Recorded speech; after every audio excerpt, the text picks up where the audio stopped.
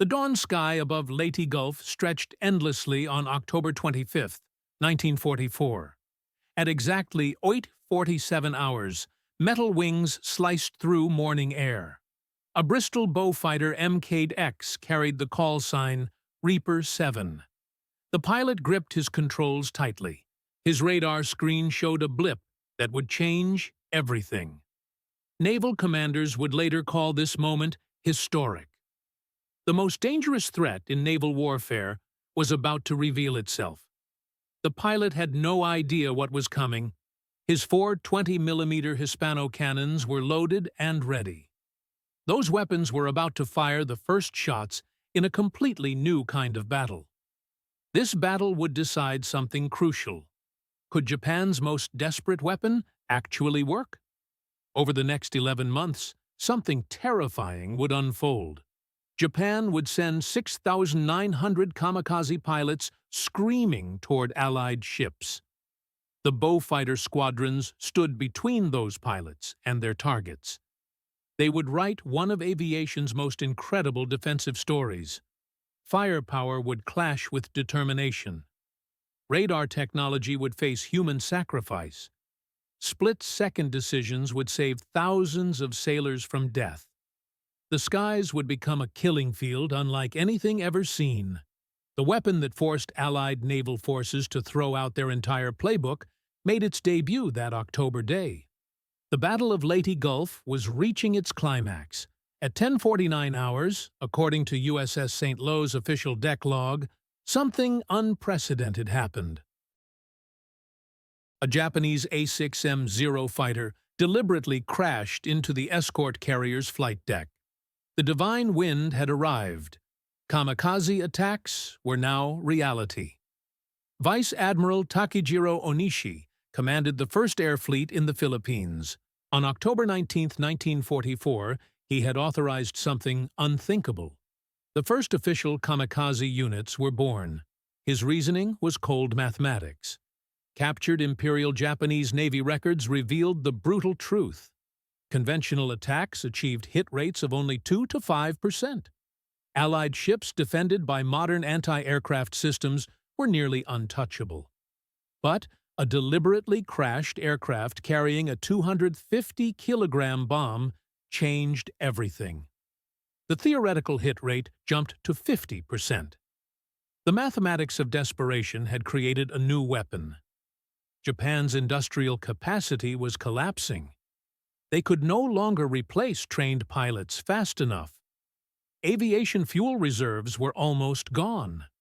Aircraft production had dropped to nearly nothing. Conventional operations were impossible to sustain, but the empire still possessed something valuable. Approximately 10,000 aircraft sat in hangars and airfields.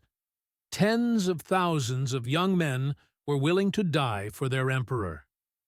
This was Japan's last card to play. Admiral Onishi's proposal reached Fleet Admiral Soemu Toyoda. The strategic logic was documented in Naval General Staff papers. These documents were recovered after the war ended. The plan was simple and terrifying. One aircraft, one pilot, one ship. They would trade what they had in abundance. The willingness to die would be exchanged for what Americans valued most: the lives of their sailors and the ships that carried them. The 1st Special Attack Unit received an official name. The Shimpu Tokubetsu Kogekitai commenced operations immediately. 26 pilots volunteered for the first mission. By day's end, they had achieved the impossible. The escort carrier USS St. Louis was sinking beneath the waves. 5 other carriers suffered damage. Allied naval commanders faced a weapon that conventional defensive measures could not stop. The tactical problem was unlike anything in military history. Traditional anti-aircraft doctrine made basic assumptions. Attacking aircraft would try to survive their attacks. Gun crews could predict flight paths based on self-preservation instincts. Pilots would break off if hit. They would avoid heavy defensive fire. Kamikaze pilots eliminated every assumption. They flew straight through defensive barrages. Damage that would force normal pilots to abort meant nothing. They continued toward their targets until physical destruction stopped them. Impact was their goal, not survival. Fleet Radio Unit Pacific monitored Japanese communications constantly. This signals intelligence organization began intercepting alarming messages. Early November 1944 brought disturbing news. Translation teams worked with captured documents around the clock. The scope of Japan's commitment became clear. Imperial General Headquarters had made a decision. The Naval Air Service received authorization for large-scale kamikaze operations. The Army Air Service would follow soon. By November 15, 1944, Allied intelligence made a terrifying calculation. Japan had committed approximately 650 aircraft to kamikaze missions, just in the Philippines campaign alone. Damage reports painted a grim picture. 6 ships lay on the ocean floor. 40 more carried battle scars. The hit rate exceeded 30%. This was 15 times better than conventional attacks achieved. The weapon was working exactly as designed. Admiral Chester Nimitz commanded the Pacific Fleet. On November 20th, he sent an urgent dispatch to all fleet commanders. The message was stark and clear. Suicide attacks represented the most serious threat to naval operations since naval aviation began. All commands would develop countermeasures immediately. This was now the highest priority. The weapon that would provide an answer was already flying. It operated in the Southwest Pacific, flying patrols most naval planners didn't understand yet. These missions would become the most critical defensive operations of the war. Success or failure would determine whether Japan's desperation weapon could succeed.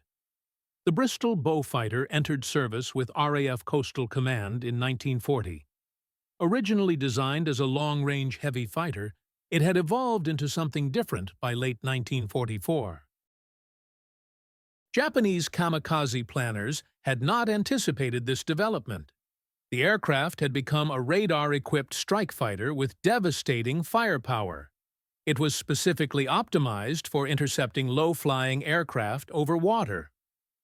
Number 31 Squadron RAF operated from Mingaladon Airfield near Rangoon. They received the first Beaufighter Mk-X aircraft in March 1944. This variant represented a massive evolution from earlier models. Technical specifications documented by the Air Ministry showed crucial improvements.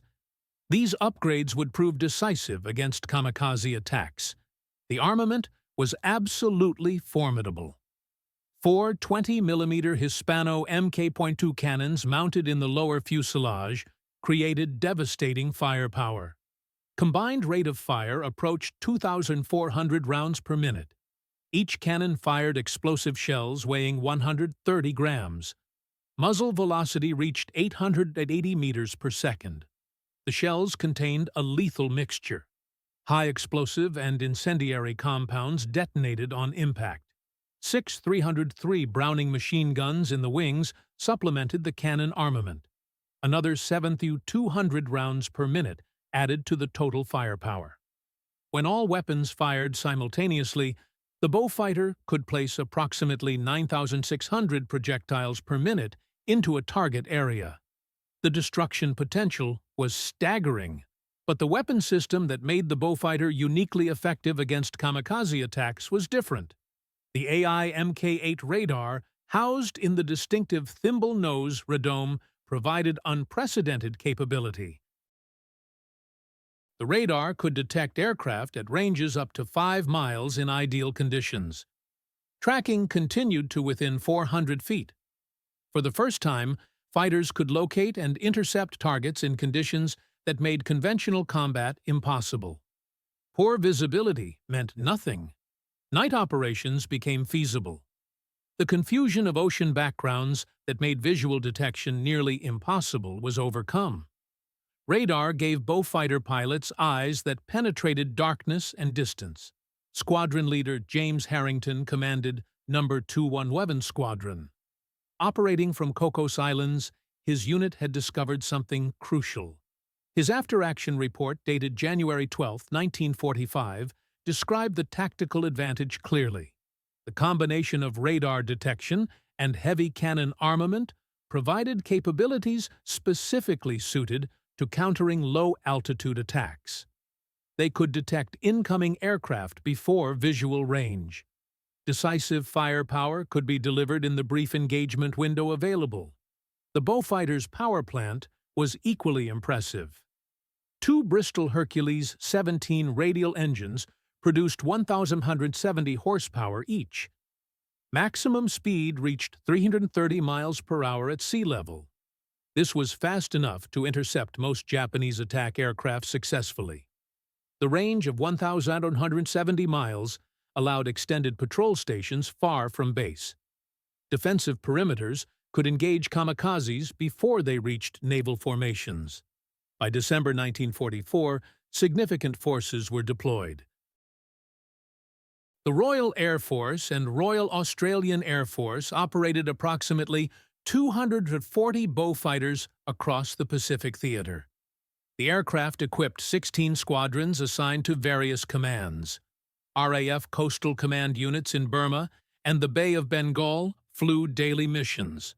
RAF squadrons in the Southwest Pacific maintained constant patrols. Specialized units supported British Pacific Fleet operations. The aircraft had proven effective in multiple roles. Anti-shipping strikes achieved excellent results. Ground attack missions disrupted Japanese supply lines. Convoy protection saved countless merchant vessels. But naval liaison officers working with Air Command Southeast Asia recognized something more: the Beaufighter's potential for a mission that would soon become desperate, defending fleets against an enemy willing to die to sink a single ship. The first deliberate deployment of Beaufighters specifically for kamikaze defense occurred on December 8, 1944. Number 177 Squadron received assignment to provide radar picket coverage. Royal Navy carriers operating off the Arakan coast needed protection. Within weeks, the concept would expand across the entire theater. Kamikaze attacks were intensifying rapidly. January 6, 1945, dawned clear over Lingayen Gulf in the Philippines.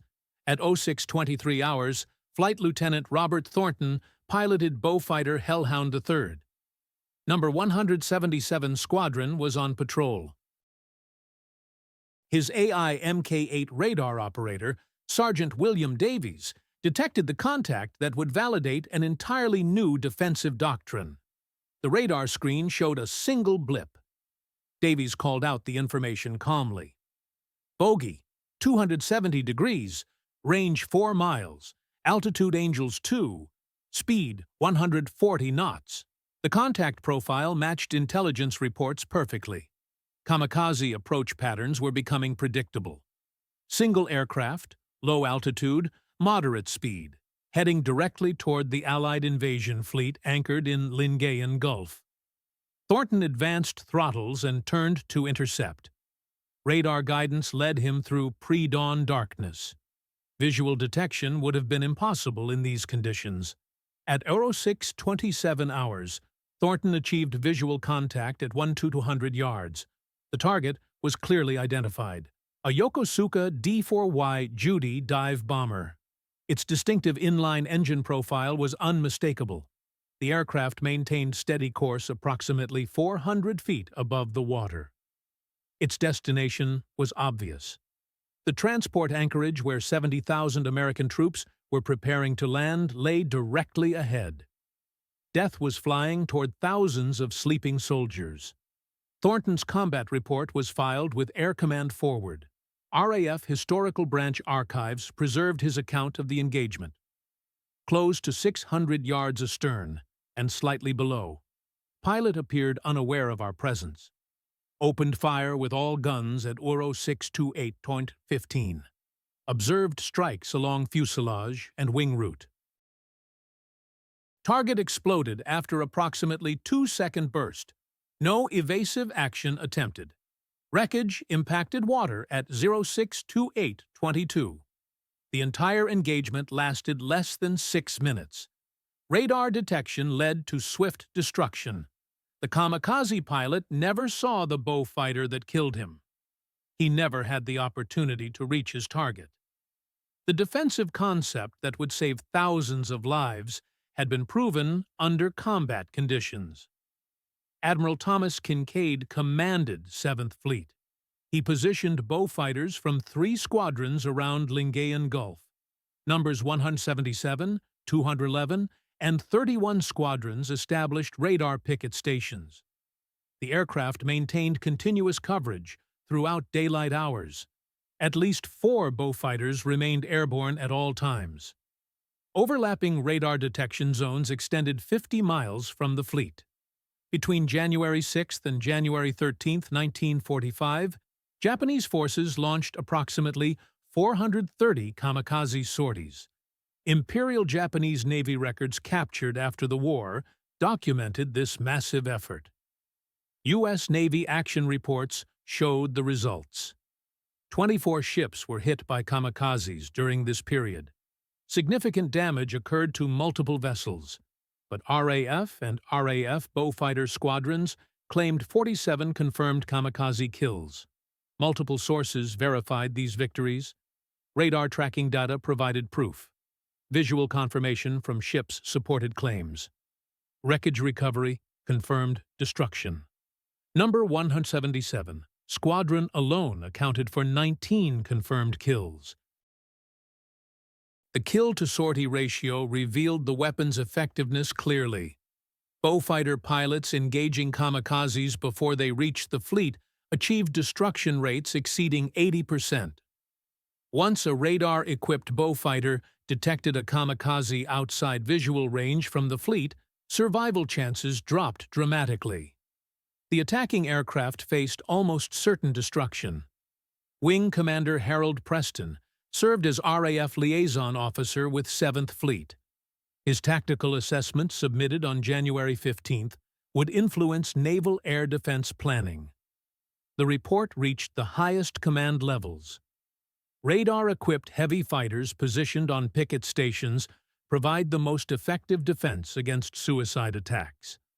Early detection allows interception before kamikazes reach ships' defensive gun envelopes. Recommend maximum deployment of suitable aircraft for fleet defense operations. The concept would expand rapidly through winter and spring 1945. Kamikaze attacks were intensifying dramatically. More bowfighter squadrons would be needed. The defensive network would grow larger and more sophisticated. April 1, 1945, marked the beginning of Operation Iceberg. The invasion of Okinawa commenced with the largest amphibious assault of the Pacific War. Hundreds of ships filled the waters around the island. The Japanese response would be equally unprecedented in scale and fury. Imperial General Headquarters had authorized Operation Kikusui. The name meant floating chrysanthemum. A series of massive kamikaze strikes were designed to destroy the invasion fleet completely. Between April 6 and June 22, 1945, Japan would launch 10 major Kikusui operations. These involved 1,165 kamikaze aircraft, according to Japanese Naval Air Force records. The National Institute for Defense Studies in Tokyo preserved these documents. The scale dwarfed all previous kamikaze campaigns combined. Number 22, Squadron RAF, equipped with 16 bowfighters, deployed to Okinawa on April 3rd. They flew from their base at Morotai Island. Squadron leader Edward Pemberton received orders that defined their mission with stark clarity. Your aircraft will maintain continuous radar picket coverage on bearing 270 degrees from Point Bolo, range 40 miles. Intercept and destroy all unidentified aircraft approaching the fleet. Rules of engagement. Weapons free on all contacts. The bowfighter squadrons now included numbers 22, 31, 177, 211, and newly arrived No. 455 Squadron RAF. Together, they established a defensive network unprecedented in naval aviation history. During daylight hours, between 12 and 16, Beaufighters maintained patrol stations continuously. A semicircle extended 30 to 50 miles from the invasion beaches. No approach vector remained uncovered. April 6, 1945, marked the first Kikusui operation. Japanese forces launched 355 kamikaze aircraft and 341 escort fighters. Coordinated waves were designed to overwhelm defensive systems completely. U.S. Navy action reports documented the most intense aerial combat of the Pacific War. The Beaufighter squadrons faced the ultimate test they had been preparing for. Flight Lieutenant Thomas Garrett of No. 455 Squadron filed a combat report capturing the intensity. Between 1445 and 1620 hours, my aircraft intercepted and engaged 6 separate contacts. All were identified as kamikaze attacks based on flight profiles and continued approach despite warning fire. Destroyed 3 confirmed, 1 probable. Expended full cannon ammunition load and 4,200 rounds, 303. Returned to base with battle damage from return fire from escorts.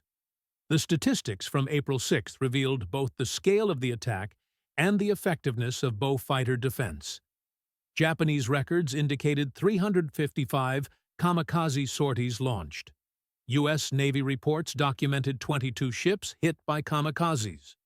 Beaufighter squadrons claimed 73 confirmed aerial victories. The mathematics of interception demonstrated the weapon's tremendous value. Each kamikaze destroyed by Beaufighters at the picket line represented a ship that would not be hit. Sailors who would not die. Mission capability preserved for the invasion. Admiral Richmond Kelly Turner commanded the amphibious forces. He calculated that Beaufighter interceptions during the first Kikusui operation prevented an estimated 50 to 70 additional ship casualties. But the campaign revealed significant vulnerabilities. Beaufighters could not be everywhere simultaneously. Japanese tactics evolved rapidly to exploit gaps. Multiple simultaneous approaches from different vectors attempted to saturate defensive coverage. Kamikaze pilots began timing attacks for dawn and dusk periods. Radar detection remained effective, but visual identification became extremely difficult. The second Kikusui operation on April 12th deployed 185 kamikazes.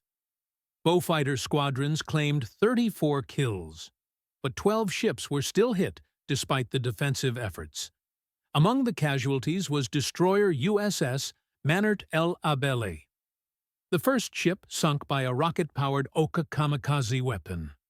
The Oka proved too fast for Beaufighter interception. The intensity of Okinawa operations drove rapid tactical and technical evolution. By late April 1945, Beaufighter squadrons had accumulated combat experience that transformed their effectiveness. Each engagement taught valuable lessons. Air Technical Intelligence units working with crashed kamikaze wreckage made a critical discovery. Reports dated April 18, 1945, documented their findings. Analysis of Zero and Oscar fighter remains revealed something important. Pilots had removed armor plating and self-sealing fuel tanks. These modifications increased speed and fuel capacity, but they also made kamikaze aircraft more vulnerable to cannon fire than standard fighters. Squadron armament officers immediately adjusted cannon ammunition loads based on this intelligence. The standard Beaufighter ammunition belt mixed high-explosive incendiary rounds with armor-piercing rounds. The ratio was 3-to-1 normally. Against unarmored kamikazes, pure HEI loads proved far more effective. Catastrophic structural damage occurred with fewer hits required. Flight Lieutenant Charles Henderson of No. 31, Adritrifan Saturilan, Squadron documented the effect clearly. His May 2 combat report stated, Engaged Kamikaze identified as Zero fighter at 800 yards range. Fired 4-second burst, approximately 160 rounds total. Target disintegrated completely. Both wings separating from fuselage. Previous engagements against armored fighters required sustained fire. Modified ammunition proves highly effective against kamikaze construction. The tactical evolution proved equally significant for defensive operations. Wing Commander Preston was now assigned as Senior RAF Liaison Officer with 5th Fleet. He worked with squadron commanders to develop new doctrine. The barrier patrol concept was formalized in Air Command Pacific Tactical Memorandum dated April 25, 1945. The doctrine established overlapping patrol zones at 3 distinct ranges from the fleet. Outer barrier at 50 miles. Middle barrier at 30 miles. Inner barrier at 15 miles. Beaufighters patrolled the outer and middle barriers continuously. Carrier-based fighters covered the inner zone. The system created multiple interception opportunities. Radar handoffs between patrol zones ensured continuous tracking. Radio procedures evolved to provide ships with maximum advance warning. When Beaufighters detected inbound contacts, they broadcast standardized alerts. The flash priority code gave ships maximum time to prepare defenses. Fleet action reports indicated flash warnings from Beaufighters provided ships with an average of 8 to 12 minutes advance notice.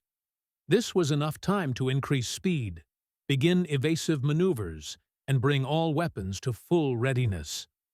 The Beaufighter radar capabilities proved particularly valuable during night kamikaze operations. Japan increasingly employed darkness to reduce defensive effectiveness. On the night of May 3-4, during the 4th Kikusui operation, Japanese forces launched 125 kamikaze sorties under cover of darkness. They assumed reduced defensive effectiveness would improve their chances. Number 211 Squadron had received special training in night interception techniques. They destroyed 14 confirmed kamikazes during darkness hours when visual detection was impossible. Flight Lieutenant David Morrison's combat report described engaging and destroying 3 separate kamikazes. The time period was between Oro 245 and 0415 hours, using only radar guidance. Visual contact achieved only in final moments before firing. Without radar detection and tracking, these aircraft would have reached the fleet completely undetected. Maintenance crews worked under enormous pressure throughout the Okinawa campaign. Each Beaufighter flew an average of 4 to 6 sorties daily during peak Kikusui operations. Cannon barrels required replacement after approximately 2,000 rounds fired. Engines operated far beyond normal service intervals. Ground crews performed miracles of improvisation daily. They cannibalized damaged aircraft to keep operational planes flying. By mid-May, the Beaufighter force at Okinawa had grown substantially. 87 operational aircraft were distributed across 7 squadrons. The commitment reflected recognition at the highest command levels. Radar-equipped heavy fighters provided the most effective kamikaze defense available. Nothing else came close to their success rate. 7 weeks of relentless fighting had pushed the Beaufighter squadrons beyond their limits. Late May 1945 found these crews defending Okinawa in a state of physical and mental exhaustion that alarmed everyone who observed them. The strain showed in their faces. It showed in their hands. It showed in the way they walked to their aircraft each morning. Medical officers stationed at forward bases began documenting what they were seeing. The numbers painted a disturbing picture. More than 1/3 of Beaufighter pilots exhibited clear symptoms of combat breakdown. Hands trembled while holding coffee cups. Sleep became impossible even during brief rest periods. Decision-making slowed when split seconds meant the difference between life and death. The statistics from RAF medical branch reports told a stark story. 37% of Beaufighter pilots showed advanced combat fatigue. This rate far exceeded anything seen among conventional fighter pilots. The difference lay in the unique nature of their mission. These men flew not 1 or 2 sorties per day, but 4 to 6. Each mission lasted 2 to 3 hours of concentrated tension. Flight Lieutenant James Aldrich served as Squadron Medical Officer with number 177 Squadron. His detailed assessment explained why Beaufighter crews cracked faster than other pilots. Every moment in the cockpit demanded absolute alertness. Radar screens required constant monitoring. Contact could appear at any second. Each blip might represent a kamikaze diving toward Allied ships. The mathematical reality was brutal. Miss one intercept and hundreds of sailors could die. Every pilot understood this weight. They carried it with them into each mission. They brought it back with them each time they landed. The pressure accumulated like poison in their systems. Death came to Beaufighter crews in ways that particularly affected morale. Enemy fighters rarely shot them down in traditional dogfights. Instead, they died from return fire while attacking kamikazes. Engines failed from constant overuse. Pilots made fatal errors when exhaustion overcame judgment. Flight Lieutenant Robert Hayes exemplified this tragic pattern. Number 31. Squadron lost him on May 11th in circumstances that haunted his surviving squadron mates. Hayes had flown 6 sorties that day. His body and mind had reached the breaking point. On final approach to base, his aircraft crashed. The accident investigation revealed the horrible truth. Hayes had fallen asleep while flying. His hands had relaxed on the controls. His aircraft had simply flown into the ground. In the previous 8 days, he had logged 47 combat hours. His body had finally surrendered to exhaustion. The crews understood why such sacrifice was necessary. Beyond their patrol zones, destroyer picket ships absorbed devastating punishment. USS Luce vanished beneath the waves. USS Morrison followed her down. USS Drexler met the same fate. 13 other destroyers joined them on the ocean floor. Kamikazes that penetrated the outer defenses found these isolated targets.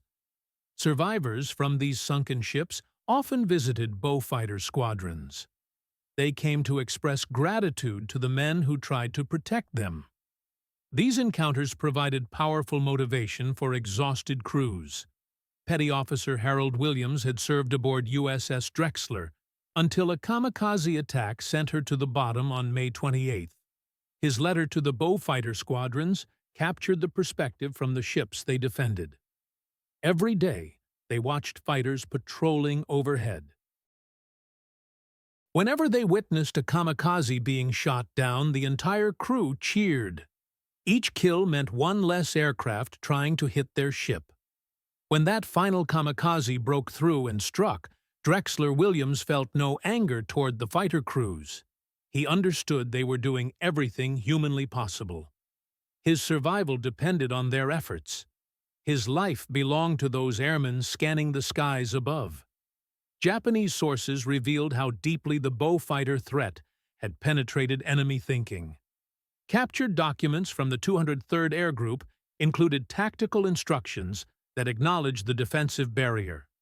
Allied radar-equipped night fighters patrolled between 30 and 50 miles from the fleet.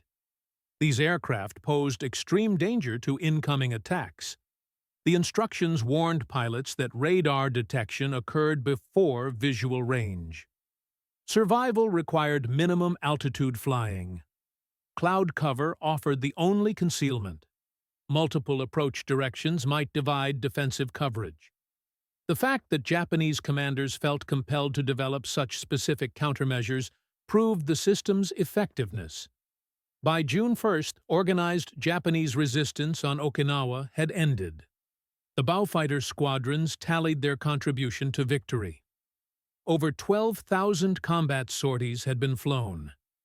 318 confirmed kamikaze kills were claimed. 127 probable kills added to the total.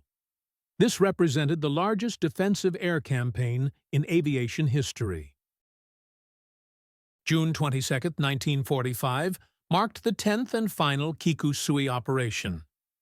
Imperial General Headquarters had assembled every operational aircraft remaining in Kyushu and Formosa. Approximately 110 aircraft represented Japan's final coordinated kamikaze effort. These planes would target Allied ships supporting Okinawa's closing operations. Number 22, Squadron RAF, faced this ultimate test under new leadership. Squadron leader Jeffrey Marshall had replaced the original commander, who had been evacuated for combat fatigue. At 05:45 hours, the alert reached all Beaufighter squadrons. Radio intercepts indicated massive incoming attack. Every available aircraft scrambled to establish maximum defensive coverage. Flight Lieutenant Vincent Crawford flew as Demon 6 that morning. At 06:12 hours, his radar operator, Sergeant Peter Mackenzie, detected the enemy formation. Multiple contacts appeared at 45 miles range. The bearing was 320 degrees. Altitude showed Angels 3. Mackenzie estimated 20-plus aircraft approaching. The engagement that followed represented 9 months of tactical evolution reaching its peak. Crawford's combat report provided extraordinary detail about the action. He vectored to intercept the lead formation. Visual contact came at 06:18 hours, with range at 2,000 yards. Approximately 15 aircraft flew in loose formation. Zeros mixed with Oscars and several twin-engine Betty bombers. All appeared configured for kamikaze missions based on visible ordnance loads and flight profiles. Crawford engaged the lead Zero at 800 yards. A 3-second burst caused the target to explode immediately. He transitioned to a second Zero without pause. 2 seconds of fire destroyed this aircraft as well.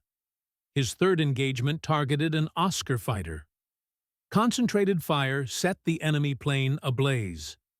It descended trailing smoke into the ocean below. The fourth engagement focused on a Betty bomber. Crawford concentrated fire on the port engine. The aircraft rolled inverted and crashed into the sea. By this point, his cannon ammunition was exhausted. He returned to base at 06:47 hours. Similar engagements unfolded across the entire defensive perimeter. 94 operational bow fighters created an aerial barrier that Japanese formations could not penetrate intact. Radio logs preserved the intensity of the morning's action. At 06:15 hours, Reaper 3 engaged multiple contacts on bearing 310. 3 minutes later, Hellhound 5 reported Splash 2 while engaging a third target. At 06:23 hours, Demon 8 announced Winchester status, with 3 confirmed kills while returning to base. 6 minutes later, Satan 2 reported engine damage from return fire while attempting to reach friendly territory. The radio chatter painted a picture of controlled chaos as dozens of individual combats raged simultaneously. By 07:30 hours, the attack had been completely broken. Japanese records showed approximately 110 aircraft launched in this final coordinated effort.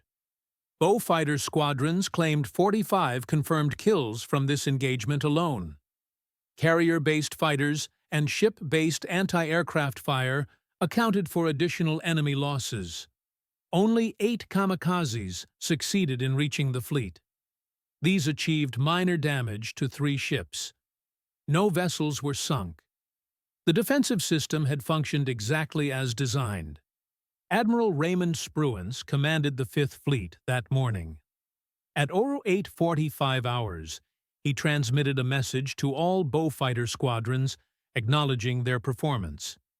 The morning's action had prevented what could have been catastrophic damage to Allied forces. The entire fleet owed these airmen an enormous debt. Their professional execution under extreme pressure had saved countless lives and ships. Such recognition from the fleet commander validated months of sacrifice and effort. Final statistics from the Okinawa campaign revealed the magnitude of the Beaufighter contribution. Between April 1st and June 22th, 1945, these squadrons had flown 12,847 combat sorties. They claimed 318 confirmed kamikaze kills and 127 probable kills. 23 Beaufighter aircraft were lost in return. The kill ratio exceeded 13-1. Numbers alone could not capture the full story. Naval analysts calculated that each kamikaze destroyed before reaching the fleet saved an average of 1.4 ships from damage or sinking. This estimate was based on hit rates achieved when defensive interception failed. The 318 confirmed kills potentially prevented 445 ship casualties. Human terms made the impact even more dramatic. The Beaufighter defense saved an estimated 15,000 to 20,000 sailors' lives. These men would have died if those kamikazes had reached their intended targets. The weapon system had proven not just effective, but absolutely essential to naval survival against Japan's ultimate desperation tactic. As organized resistance on Okinawa ended, planning began for Operation Downfall. The invasion of Japanese home islands would face even more intensive kamikaze attacks. Intelligence estimates projected Japan possessed 5,000 to 7,000 aircraft reserved specifically for homeland defense. Beaufighter squadrons would be critical to any invasion force's survival. The effectiveness of Beaufighter interceptions created psychological effects extending far beyond immediate tactical results. Captured Japanese documents and post-war interrogations revealed how the defensive system affected kamikaze pilots and their commanders. The psychological impact often proved as devastating as physical losses. Lieutenant Yasuo Kuwahara survived the war after his kamikaze mission was canceled. His testimony to U.S. Strategic Bombing Survey investigators in October 1945 provided insight into the defensive system's psychological effects. Pilots had accepted one-way missions and certain death. They prepared to die striking the enemy and taking American ships with them. Reality differed from expectations. Pilots knew about radar-equipped fighters patrolling far from the fleet. Many airmen never reached their targets. They died in empty ocean shot down before ever seeing an American ship. This was not the honorable death they had prepared for. Death without purpose undermined the entire philosophical foundation of kamikaze warfare. Japanese naval aviation commanders recognized this growing problem. A tactical assessment dated May 15, 1945, from the 721st Air Group acknowledged the defensive barrier's effectiveness. Enemy radar-equipped night fighters operating at extended range had created an impenetrable screen. Approximately 40% of special attack aircraft were being destroyed before reaching targets. Pilot morale suffered from knowledge that interception probability was extremely high. Some pilots expressed preference for conventional attack missions where survival was possible. This represented a fundamental shift in attitude toward special attack missions where death, without achieving results, seemed increasingly likely. The mathematics of kamikaze warfare had shifted decisively against Japan. Without effective defensive interception, kamikaze attacks achieved hit rates of 40 to 50%. With Beaufighter barrier patrols operating effectively, hit rates dropped to 15 to 20%. Japan was trading irreplaceable pilots and aircraft for diminishing returns. Intelligence officers analyzing captured diaries found repeated references to demon fighters or ghost planes. These mysterious aircraft could find Japanese formations in darkness or clouds. One diary entry from Ensign Shiro Nakamura, killed during the 8th Kikusui operation, expressed growing frustration among kamikaze pilots. They flew knowing death was certain, but now they flew knowing they might never reach the enemy. Allied fighters with electronic eyes hunted like nocturnal predators. No honor existed in being shot down far from targets by enemies they never saw. The warrior code demanded meaningful sacrifice, not futile gesture. The Bao fighter's psychological impact extended to Japanese support operations. Air commanders began requiring larger escort formations to protect kamikaze attacks. This diverted conventional fighters from other roles, where they might have been more effective. Captured operational orders from June 1945 mandated 3 escort fighters for every kamikaze. This ratio strained already depleted fighter strength. British intelligence officers discovered evidence that some kamikaze pilots had deliberately aborted missions. They claimed mechanical failures or inability to locate targets. Squadron discipline reports from the 341st Air Group documented 5 pilots who returned from missions without engaging. Their claims of interception by radar-equipped fighters could not be confirmed by Allied forces. No such interceptions had occurred in those areas at those times. The phenomenon represented something unprecedented in Japanese military culture. The warrior code was eroding under technological pressure that made sacrifice seem futile rather than glorious. Fear was not of death itself, but of meaningless death without accomplishing the mission. Wing Commander Preston analyzed intelligence reports in his June assessment. The kamikaze strategy relied on absolute willingness to die. Radar-equipped fighters had introduced an element undermining that willingness. This psychological effect might ultimately prove as important as physical destruction of enemy aircraft. Captured documents revealed another significant development. Japanese training for replacement kamikaze pilots increasingly emphasized evasion rather than attack techniques. Extreme low-altitude flight would avoid radar detection. Weather fronts provided concealment. Approaching from unexpected vectors might confuse defenders. The defensive system had forced offensive adaptation in ways reducing effectiveness. Pilots focused on evading interception had less attention and fuel available for finding and hitting targets. By summer 1945, the combination of physical attrition and psychological erosion had fundamentally undermined Japan's kamikaze capability. August 15, 1945, brought Emperor Hirohito's radio broadcast announcing Japan's surrender. Bao fighter squadrons still maintaining defensive patrols around Allied fleets received the news. The war was over. The kamikaze threat that had consumed their operations for 11 months had ended. Final accounting revealed the campaign's full scale. Between October 1944 and August 1945, Japan had launched approximately 6,900 kamikaze sorties, according to military records compiled during Allied occupation. These attacks sank 47 Allied ships and damaged 368 others. Approximately 4,900 sailors died with over 4,800 wounded. The Bullfighter Squadron's defensive campaign had fundamentally limited what could have been catastrophic losses. RAF and RIF records documented 487 confirmed kamikaze kills by Bullfighter crews. An additional 203 probable kills brought the total even higher.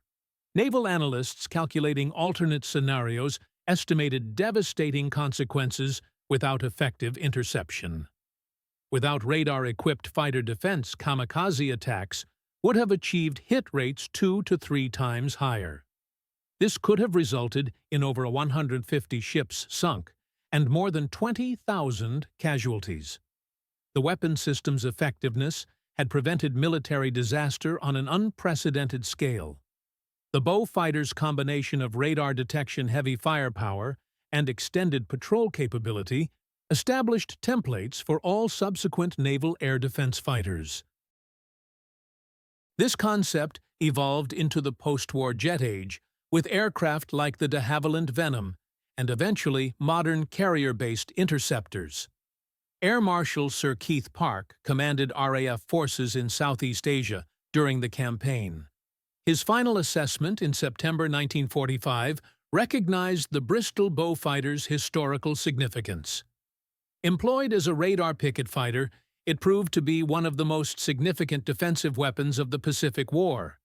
The aircraft's ability to detect, intercept, and destroy kamikaze attacks before they reached Allied fleets saved thousands of lives and dozens of ships. The concept of radar-equipped fighters operating in barrier patrols should be retained and developed for future naval operations. This recommendation would influence air defense doctrine for decades to come. Human costs of the defensive campaign were recorded in squadron casualty lists.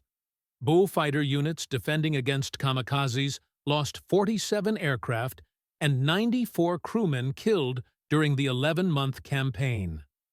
Squadron medical records documented that an additional 156 crew members were evacuated for combat fatigue or stress-related conditions.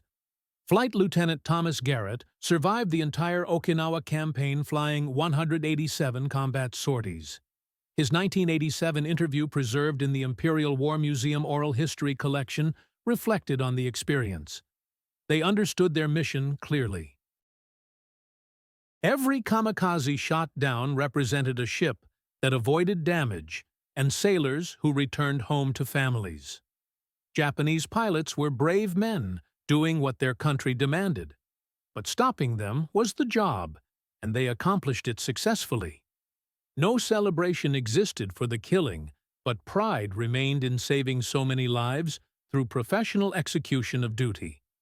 Kamikaze pilots who survived because missions were canceled or Japan surrendered before their turns came provided contrasting perspectives. Yasuo Kuwahara wrote in his 1957 memoir about preparing to die for emperor and country. When the war ended before his mission, shame was the initial feeling. Years later, understanding came that Allied defenses, especially radar-equipped fighters, had made their sacrifice largely futile. Death without achieving objectives offered no honor. Perhaps wisdom existed in recognizing meaningless death for what it was. Annual Bowfighter Squadron reunions brought together veterans from 1946 through the 1990s. Photos from these gatherings showed aging men who had once hunted and killed with clinical efficiency. Now they remembered fallen comrades and the intensity of combat that had defined their youth. Squadron leader Jeffrey Marshall was the final bowfighter veteran from kamikaze defense operations. His death in 2003, at age 84, marked the end of an era. His obituary in the Times noted 203 combat sorties during the Okinawa campaign, with 11 confirmed kamikaze kills. The Distinguished Flying Cross and Bar recognized his service. After the war, he rarely discussed his experiences. When pressed, he would only say that he had done what needed doing. Such understated response typified the generation that had faced ultimate challenges with quiet professionalism. The Bristol Bowfighter campaign against Japanese kamikaze attacks stands as one of military aviation history's most effective defensive operations. Radar technology, devastating firepower, and extended patrol capability created a defensive barrier fundamentally altering Pacific naval warfare equations. Japan had launched 6,900 kamikaze pilots, believing absolute sacrifice would overcome technological disadvantage. Bowfighter squadrons proved that industrial capacity, technological innovation, and tactical excellence could counter even the most determined enemy willing to trade lives for objectives.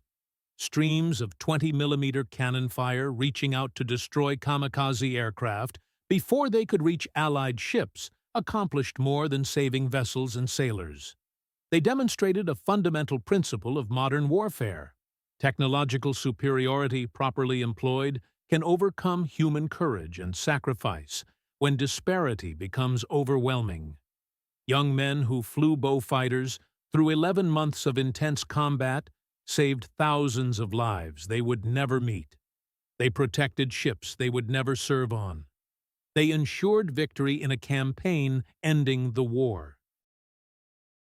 Their legacy endures in every modern air defense system, every radar-guided interceptor, every defensive concept, placing technology between attackers and targets. The war ended. Bow fighters returned to base. Survivors went home. Thousands of Allied sailors who never knew how close they came to death lived because radar-equipped fighters had stood between them and Japan's ultimate weapon. Victory belonged to those who had mastered both courage and technology in defense of civilization itself. Up next, you have two more outstanding stories appearing right on your screen. If this one connected with you, these next ones definitely deserve your attention. Simply click and explore what awaits. Remember to subscribe and activate the notification bell so you never miss our latest uploads. Your support means everything to our continued storytelling efforts.